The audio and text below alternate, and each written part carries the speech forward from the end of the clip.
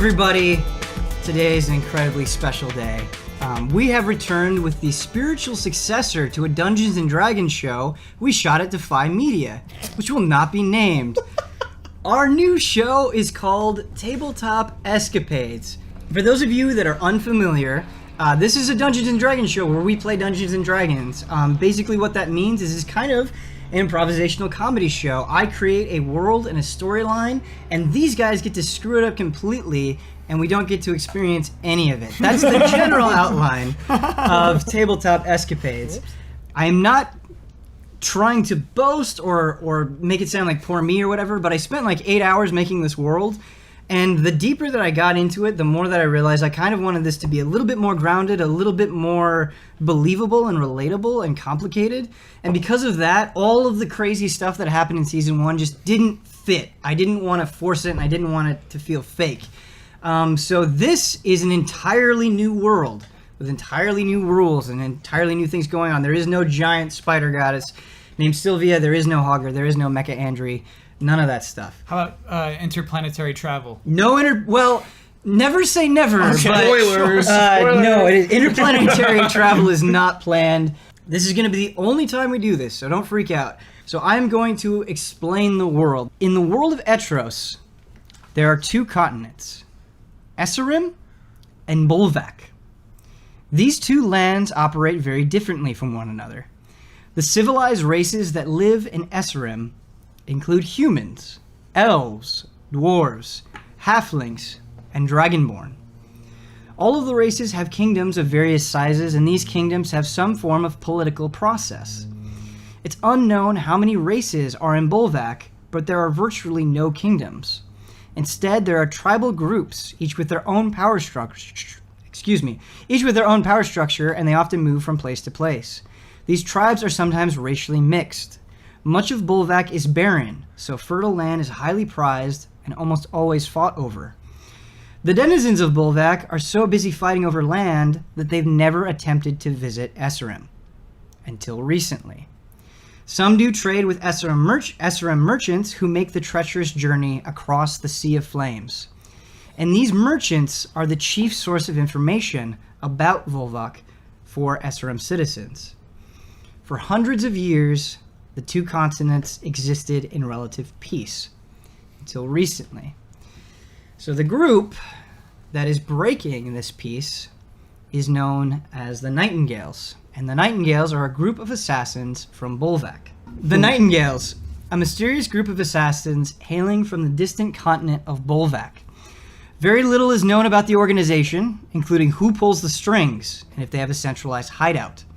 3 months ago, the Nightingales appeared at Satholm, a coastal human city on the eastern border of Escharum. Although Nightingales had never set foot in Escharum before, they arrived at Satholm with an army of Blackfoot and Underwood orcs. The Nightingales and orcs slaughtered everyone and claimed the city as their own. They've marched westward ever since, doing the same to every other city and settlement they encounter. No one knows what's motivating the violent conquest, although several rumors are circulating from the mouths of traveling merchants. Some say dragons have returned in Bolvac. Dragons originated in Bolvac. They were born in Bolvac. That's all you're going to know about dragons for right now. And have destroyed most of the fertile land. Others say a pervasive dark magic from a small sect of warlocks has corrupted the very soil and created an undead army. Although the rumors are unsubstantiated, it's clear the Nightingales are acting out of perceived necessity. They desperately need a new place to call home and don't have the time or desire to talk things through. No one knows the race of the Nightingales, since they're cloaked from head to toe in purple and silver leather armor. Upon death, they dissolve into a murky black goo that's very similar to tar. Archmages in Escharum believe this is caused by some sort of necromantic magic the group either practices or has somehow been enchanted with. The Kingdom of Londengard. In the human kingdom of Londengard, the king is seen as the living embodiment of Phalos, or the one true god. So to citizens, the king is a god himself.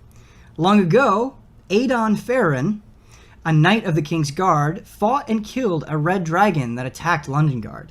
Aedon claimed he owed his victory to the light of Phalos. Hungry for power, the Church of Phalos ran wild with this claim, saying that it wasn't the god's blessing that brought victory, but rather Phalos using Aedon as a living vessel. They claim Phalos did this because he felt pity on Londonguard. The kingdom had suffered a long famine, followed by a sudden dragon attack. The peasants became so enamored with this story that they started a revolt. They killed the current king and insisted Aedon take his rightful place on the throne. Fearful for the life of his family, Aedon accepted. The Church of Phalos took things a step further, insisting on political and military power, creating the Order of Light. The Order of Light serves as the King's Guard and takes up all seats on the Royal Council. Additionally, the Order of Light can punish or execute anyone they believe is acting against Phalos for any reason. The Knights of Londonguard handle all issues deemed too trivial for the Order of Light. Since the time of Aedon, a son of the Farron lineage has served as King of Londonguard. Beric Farron is the current king. Despite the harsh rule of the Order of Light, Londonguard has thrived economically. The chief reason for this prosperity is that other kingdoms are afraid of their substantial military might, so Londonguard has been able to negotiate favorable trade with other races. King Beric Farron, the latest king of Londonguard and the son of King Tanis Farron. I hope some of you get that reference. Beric became a king at the young age of 12 when his father died of illness. Tanis was a respected king but a cruel father. Disappointed by his son's frailty and aversion to blood in combat, Tanis physically and verbally abused Beric. His favorite form of abuse was whipping Beric while drunkenly yelling insults. Upon becoming king, Beric reveled in his power and believed he would never have to suffer again. Beric became a recluse and commanded the Order of Light to provide whatever he wanted. Such a king worked out well for the Order, since they could exert power more overtly than ever before. When the Nightingales invaded with their orc armies, Beric, out of fear, commanded the Order of Light to protect him. With the Order held up in the castle and the Knights of Londonguard at the Battle of Calvede, the rest of the kingdom was slaughtered. For unknown reasons, perhaps afraid of the Order, the Nightingales did not attack the castle. Battle of Calvede. Calvede is the name of the halfling kingdom in Esserim. Most halflings are bankers, while the rest are usually merchants or landowners. As a result, Calvede is the economic capital of Esserim, and many lesser kingdoms sit uncomfortably in Calvede's pocket.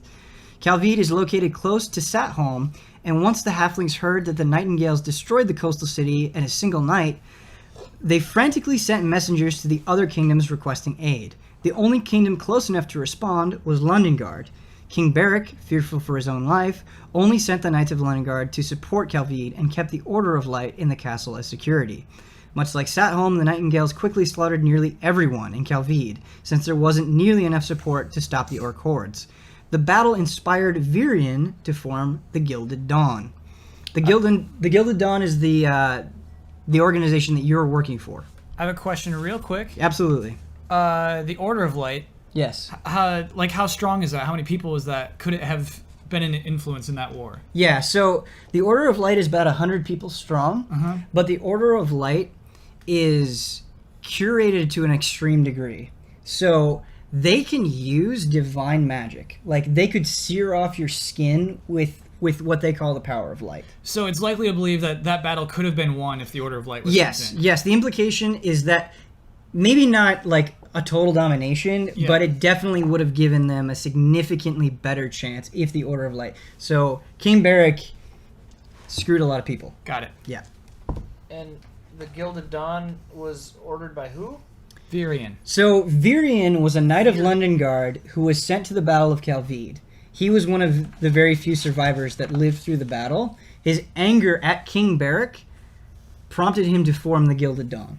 So I like Gilded this, Dawn yeah. is like, they're like an independent mercenary army, kind of? I'm just about to explain. Oh, the okay, Gilded Dawn. okay. The Gilded Dawn, an underground rebellion consisting of nobles and common individuals from many races. The goal of the rebellion is to build an alliance strong enough to overthrow King Beric and create an army powerful enough to crush the Nightingales and their orc armies. Because many of the races join the rebellion out of desperation, they don't always see eye to eye. The elves and dwarves in particular have difficulty respecting the other races, since all of the races of the rebellion... Wait, I'm sorry. I skipped the line. The elves and dwarves in particular have difficulty respecting the other races, since they've had little interaction with those outside of their own. Nearly all of the races of the rebellion hate the Dragonborn, who are seen as unholy and grotesque abominations that should be rounded up and killed. Some elves despise the fact that peasants and merchants are given important roles within the rebellion, since they believe class hierarchy promotes order and stability. As a result, the biggest problem affecting the rebellion's growth has been political strife. Despite there being a general respect for Virion, he's not a politician, and his inability to keep the races from acting out has led some to doubt his leadership capabilities. So we're all part of Gilded Dawn, though? That is up for you to decide. Sure. Your contract, what is sending you on this adventure, is coming from the Gilded Dawn. You are Okay. not officially of their ranks, but you are working for them. So I need to tell you about Virion. Something that I wasn't able to do, I wanted to write more about the elves and more about the dwarves, but you kind of got a little bit of insight into how they function and what they're like. So Virion Malkant. I hope to never say that last name again, so let's just say Virion. It's good. Strong name. The leader of the Gilded Dawn and previously a knight of Londonguard, Virion was at the Battle of Calvede, and like Lars, who is the first character you'll interact with, he was one of the few to survive. Outraged at the injustice of King Beric, as well as the abuse of the Order of Light, Virion vowed to avenge his fallen brothers and formed the Gilded Dawn. The son of a dairy farmer, his parents constantly encouraged him to strive for a future beyond the farm. They told him he could accomplish anything, and when Virion said he wanted to be a knight, his father scrimped and saved enough coin to buy him his first sword from the local blacksmith. Virion's upbringing instilled in him the belief that social structure does not determine a man's quality. His strong moral code, level-headedness, and skill in battle are qualities that have captured the hearts of many. There are those within the Gilded Dawn that adamantly believe Virion is too idealistic and soft-hearted to be an effective leader during war. The Sea of Flames. Can we talk about that for a Yes. second? Yeah. I was really hoping you were going to ask about the Sea of Flames. great. Is it literal? It's not necessary, but it's really cool. I didn't want to get too far ahead of myself, but dragons play an important role in this campaign. Mm-hmm. The Sea of Flames, there are only two types of dragons in this world, okay? In the world of Etros. And our characters know this as like a legendary, on like a Yeah, you know legendary this level. you don't know like specific details. You know this Right. in a general mythical sense, like you heard bedtime stories.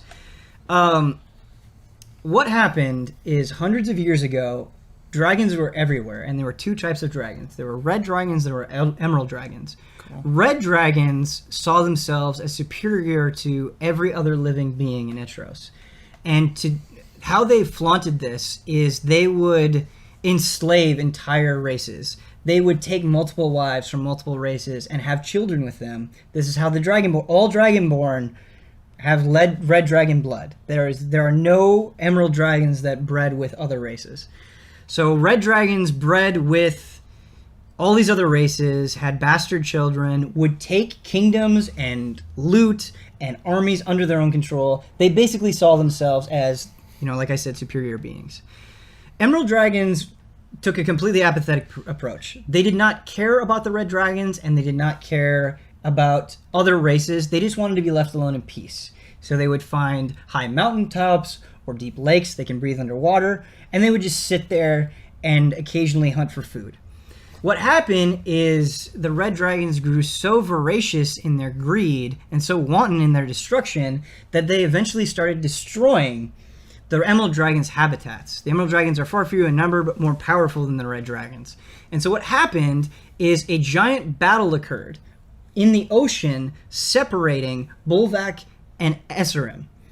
And the fire, dragon fire, can light water on, it can ignite it. And so this is how the sea became known as the Sea of Flames, because during this great battle, which the emerald dragons eventually won, the entire sea was on fire in red and green flame. Damn. Yeah. Crazy. Yeah. Great job, man. So what This happened is great. Paint the picture. is the emerald dragons won. They didn't kill every single red dragon, but they killed most of them. And true to their nature, emerald dragons went back into their habitats and in their seclusion, and they haven't been seen for a very long time. Ben, you made all of this up. I made all of it up. I like that the main god is essentially named Phallus. If this was a novel, I would read it. I want to give you guys a chance to sell your characters to the audience. Who would like to go You wanna start first? us off? Okay. No yawning, please. I'm sorry. Oh my God. Yanni voices. Okay, my name is Therese Brightwood, which is a human name, but I am an elf, a female elf. I'm very young for an elf. I'm 28 years old. But in human society, which is what I was raised in, I was abandoned as a baby elf in Londonguard. And this human family who they had very open hearts. They were very studious. They were very curious. They were researchers and stuff like that. They were into all kinds of interesting, strange stuff. They took me in and raised me as their child. So I was raised as a human, basically. But I'm an elf. And so humans, I don't really fit in great in that society. And I don't really fit in with the elves because I know nothing about that society either. I'm a warlock because around the age of 13, 14, honestly, I'm not exactly sure. I was a rambunctious youth. I was kind of exploring into things that I shouldn't probably have been looking into, some of which my parents' research into, like, things that I didn't understand and stuff like that. I actually am not positive what happened, but somehow I made contact with an entity that I cannot comprehend. Getting that close to the entity sort of like broke my mind, and when I awoke from X number of days unconscious, my entire family was destroyed. The house was a shambles. They were all dead. No. So I kind of, yeah. So I went a little cracked, and I'm unclear as to exactly what happened. I kind of blacked out for that portion of time, and since then I've been kind of wrecked. Should I go over my, like, traits or whatever? Like, that'd be an easy thing to say. I don't Sure. Yeah, I wouldn't like obsess over them, but yeah, definitely go over them real quick. Yeah, just generally, like, so I don't trust, and since then, like, since 14 to now 28, I've been like a street urchin living on the streets alone, like doing what I can to survive, being like generally weird. But I definitely, like, I have a bond with this entity, this otherworldly creature. That hasn't left. I'm like tethered to it in a way I can't fully comprehend. Cool. I like sometimes feel compelled to do things, and like I have a power that's feeding into me from this other place, but I can't, like, if I think about it too much, it kind of makes me start to go a little bananas.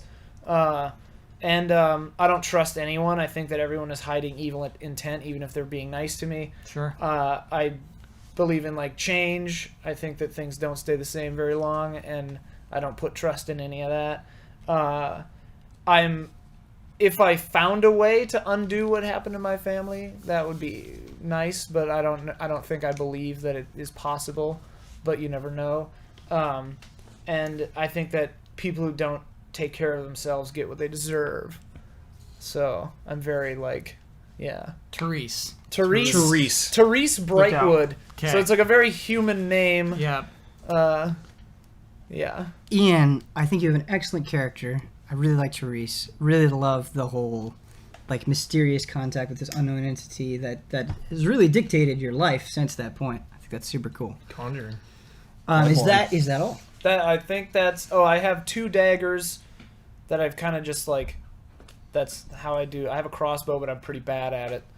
2 daggers. Yeah. And I have virtually no money. I have, like...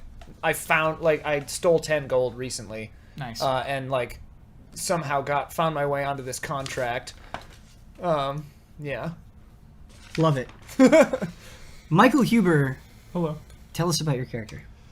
All right. I am a dwarf monk named Law. And I am 220 years old.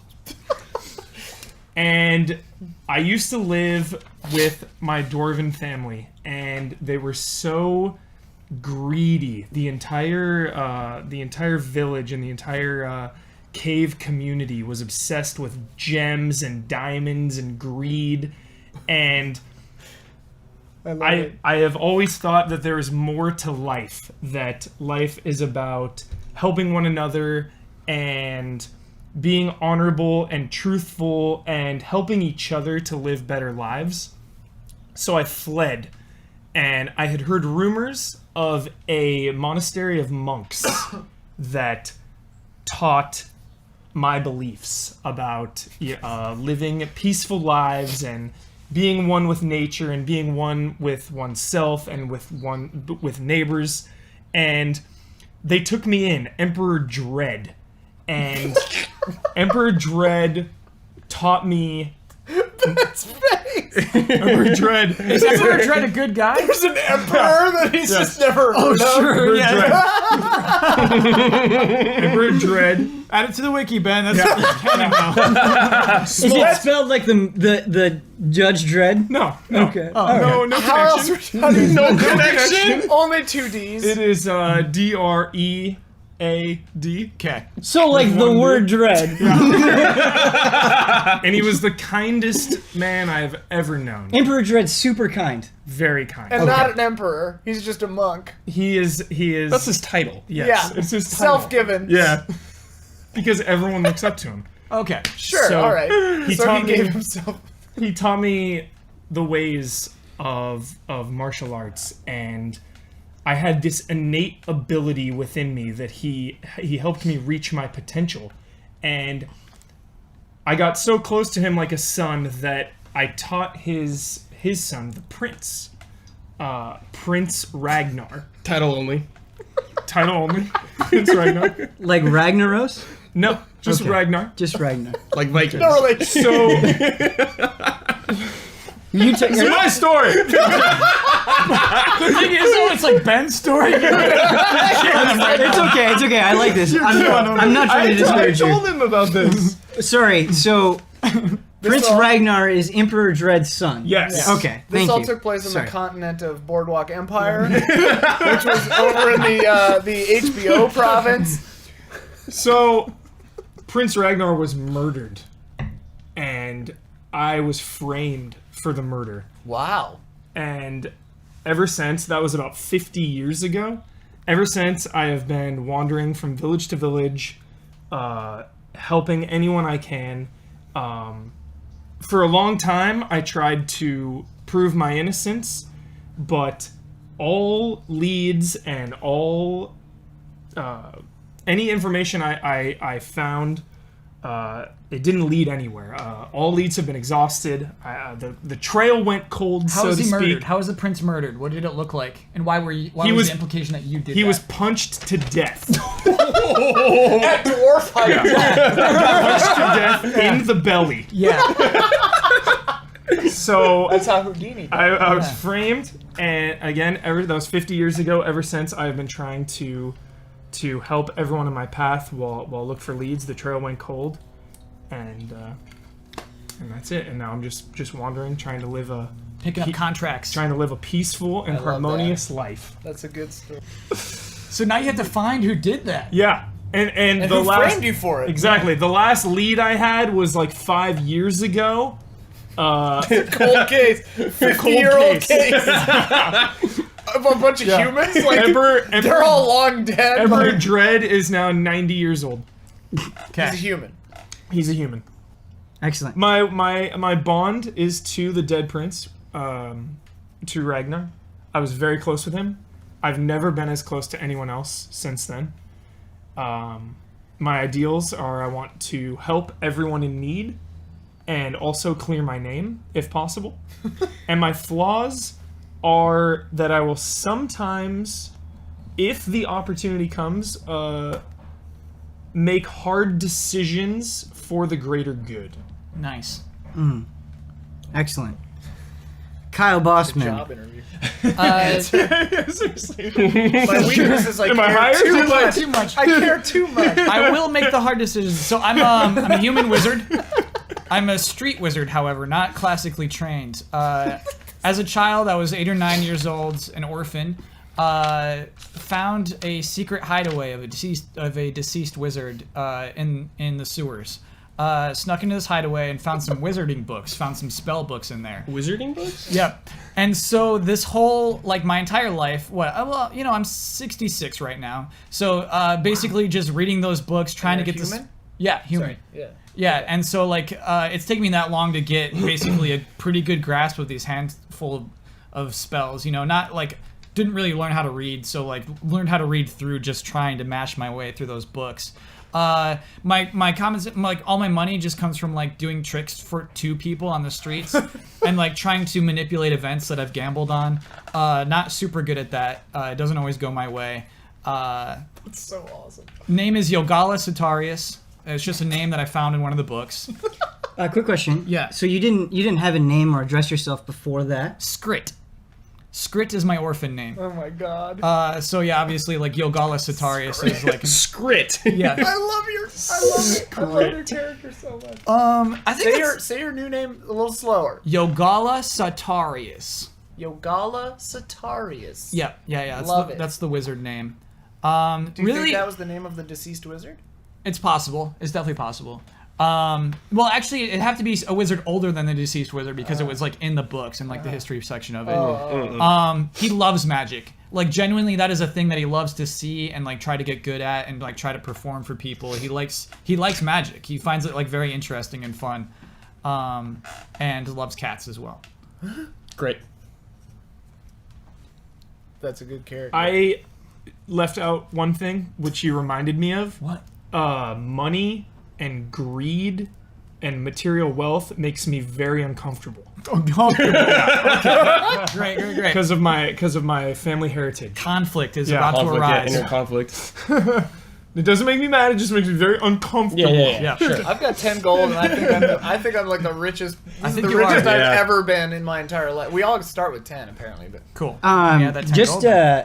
just a comment, Kyle Bosman, that I'm so happy about is when we did our last D&D show and it started, you just picked a pre-canned character. Yeah. And that character eventually like evolved into something great. But it's so awesome seeing you like get to flex your creativity and make something totally new. Does it feel good? It feels great to make a character. Yeah. Awesome. Feels good, man. Awesome. Feels good, man. I feel like I should have done more story stuff like Huber did. I should have created a your province. story seems I pretty think it's rad. pretty good. Oh yeah. Creative province. Okay. Just break the world for Ben. Hey, Please. Ben said it was okay that I was from some distant land, so I figured that So- distant land could be. Can I give a little manipulated. context between the conversation I had with Huber? Huber's like, this is how it started. No joke. This is how it started. No one say anything for the next minute. He said, "Yo, I'm a monk from China." I said, "Huber, no, you're not. China does not exist in this world. Is it okay if you're a monk from a distant land?" Yeah, that's cool. Come the day of the show, come the day of the shooting. I am from this province, and I learned under Emperor Dread. So what he's telling you that this was totally approved? Is not the full story. Almost. No. Okay. A distant land creates the distant land. Please, it's totally fine. I'm not mad. Please don't make your own provinces. You're gonna make things very difficult. And emperors. All right. Brad. Sorry, Bradley Oh Ellis. yeah, sure. Hit us up. So- Hey, hold on. You're on the show. Yeah, That's dude. awesome. You Oh, got to yeah, do one welcome, Brad. adventure. I made it. Yeah. Last I finally time. caught up, dude. But you are Finally going to caught be a recurring cast member. Yeah. You need to flex your wonderful voices, all that stuff. Tell us your character. So, my character is named Nicator, Probably fine. an elf rogue. Grew up fairly simple life, great parents, everyone had a great childhood, everything. Good times. Nicator. He wanted more. Nicator's kind of a greedy guy that seeks fame and fortune. So he abandons his home, sets off at probably around a pretty young age for an elf, so probably around 60. Set out for adventure, to seek fame, riches, and everything like that. Turns out, Nicator is kind of a goofball, and he botches everything. After so many attempts of doing different jobs in the Thieves Guild, they finally kicked him out. He got countless allies killed. He lost them tons of money. So they kicked him out. So, Nicator is an angry guy now, or an angry elf, I should say. And he's determined to show that he's a great thief, and he wants to become the most famous thief out of everyone in the entire region, pretty much. He's also, he has like long brown hair, around 6'2". His age was Yeah, we didn't do 115. Whoa. Okay. Brad, what was he trying to steal the moment they kicked him out? Like the thing that was the last straw. A goblet. Okay. An old ancient goblet. And what went wrong? But something about him is he's very confident. He's Okay. very confident in his abilities. Sure. But he's an idiot. So there love was an elf with no finesse. traps set about the room, and he's kind of like, "Don't worry, guys, I got this trap right here." Goes in, botches the trap, gets the entire his entire crew he's with, around like 3 other dudes killed. Oh, Setting arrows shooting out, killing the other guys around him. And he couldn't even get the goblet. He comes back empty-handed, and they're like, "All right, you've messed up way too many times. Get out." So he's angry now, and he's trying to set out that he is the best. okay. But he's an idiot. Sweet. I could just talk about the weapons he uses. He just uses a short sword. He wears all black leather clad. hood. Sasuke. I Uchiha. definitely want you guys to say what you look like. Be as short and concise as possible. We're at 35 minutes. Yeah. I'm like 5'9". I look like an elf.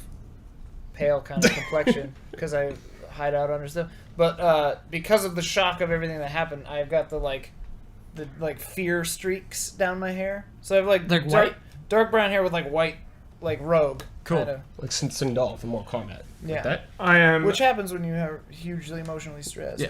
I'm 220 years old. I have 4 foot 6 inches, which is kind of tall for a dwarf. You're a big guy. Black hair. I'm very tan, like dark, not like I'm like dark tan, so like California style, I guess.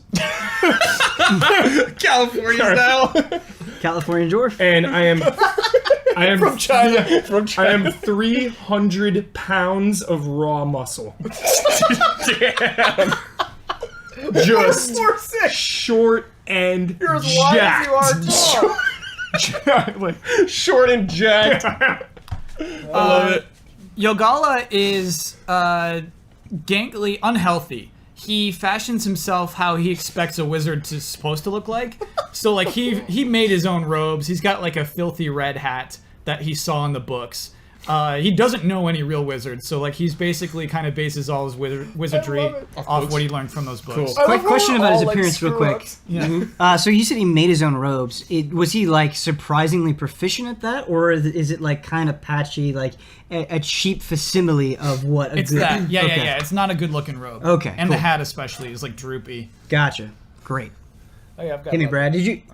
Oh yeah, so he's tall, pretty slender, Black leather. black leather all over, black Belt hood. buckles? No belt buckles. It's not a Numura joint. Yeah, short sword. Pretty much it. Let's do it. Let's do it. Okay, so sorry, a little bit more explanation. I know it's probably getting unbarreled, but what we have to do is you just have to set it up. What your quest is, why you are where you are. Oh, this is necessary. Absolutely. Yes. So you are not part of the Gilded Dawn. The Gilded Dawn requires full commitment from its members, which you guys have not given. You are looking for money and means to answers for your own individual reasons.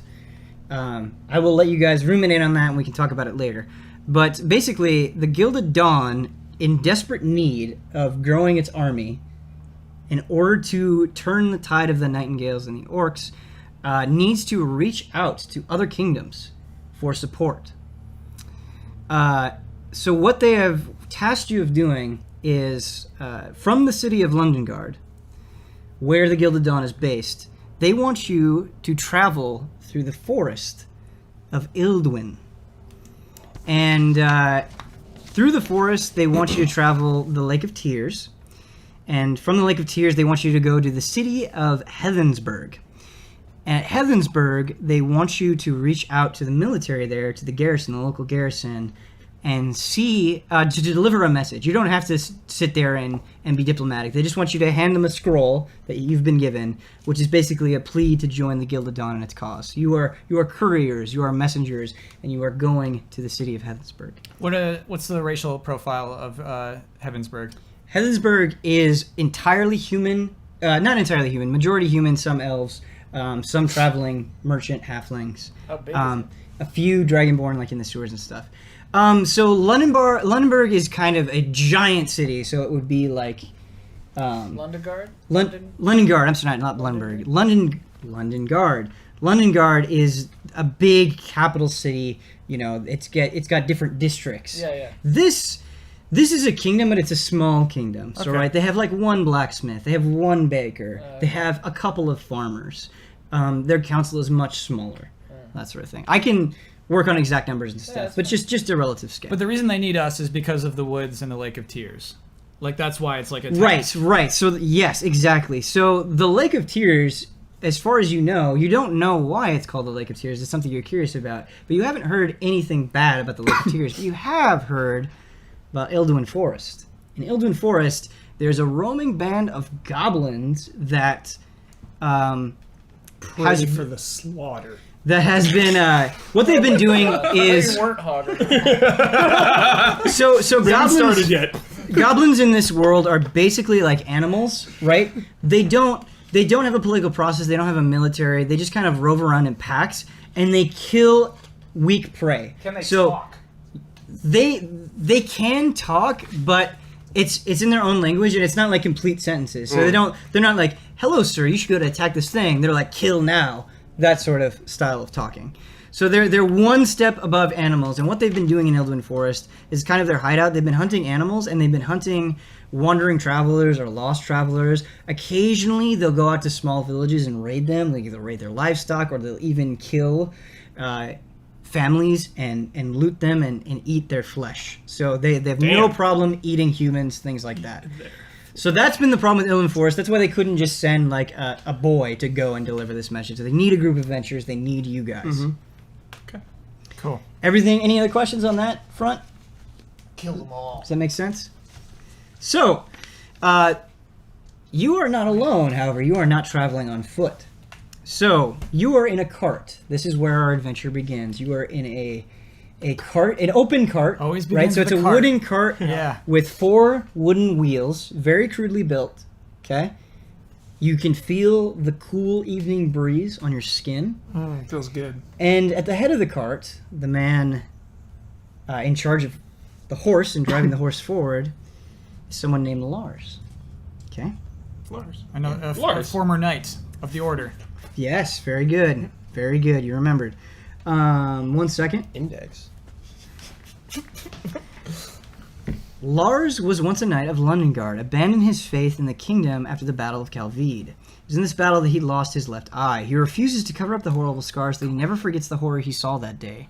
Virian, another survivor and a close friend, managed to save Lars from himself, Lars is an alcoholic, and enlisted him in the Guild of Dawn. Unfit for a military or diplomatic role, Lars was relegated to manual labor and transportation. So, that was out of character. From here on, as much as I possibly can, everything is RP going to be in character, RP on for the first time Okay. in Tabletop Escapades. Something real quick. Yes. I didn't have it written down, so I want you to be aware. Mm. As a warlock and my path, or my patron, starting at first level, I can communicate telepathically with anyone I can see within 30 feet. I just want you to Anyone? know. Yeah, anything that can speak. You I can don't do have that to- at level 1? and I don't have to understand it. Magic OP. They don't have to understand my Please nerf. language. Wow. If you want this to be a perfect, like 100% mechanically sound session of Dungeons and Dragons, this is the wrong place. You're I'm watching the sorry. wrong Yeah, you're show. at the It wrong is place. not going to happen. This journey in the cart happened very hurriedly. Okay, so it was kind of the middle of the night. You've been traveling for one day. The sun just set, and you really haven't had much of a chance to get to know each other or to take stock of Lars. And you notice that he's a portly man that wears simple clothes, which are ragged, filthy, and carry quite a stench. The smell of cheap ale clings to him, and it's clear he has no interest in taking care of himself. His teeth are yellow with wide gaps between them, his hair greasy and long. He also has patchy facial hair. In spite of his unsightly appearance, his strong jaw makes it seem as though he might have been once handsome. Truly, Lars has the look of a man defeated. He was planning. Ian's been planning this whole time. Yeah. No, it's just Why something don't you my go ahead, character. make Just the first something move. like. Just Go my ahead, something. Ian. What are you planning? What's No, up? my character hasn't been talking much. Uh-huh. I've just been kind of like watching Lars from the back of the wagon and kind of just like diddling my finger on the wood of the side of the thing. And like maybe sometimes I'm mumbling to myself, Okay. but none of you know what I've been up to. What do you mean been up to? Yeah, what are you doing? You got to tell Ben what you're up to. Yeah. I've been telepathically repeating "it was your fault" to Lars over and over again for a long time, just because I don't like the way he looks. So, minute one of the adventure, things are not going according to plan. You said it was. You're saying it was your It was fault. your fault, yeah. Okay. Just So- over and over to him. Lars, at the start of your journey, I'm not going to say this as Lars because it already happened. That's why. Lars was boasting about how he had been sober for 3 weeks. It had been the longest time he had been sober. And he was so proud of himself. He had found new purpose in the Gilded Dawn.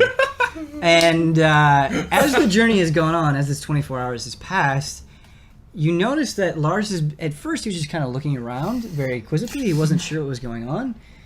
And then he pulled out a flask from the foot of the cart, like it was at his feet. He pulled up a flask.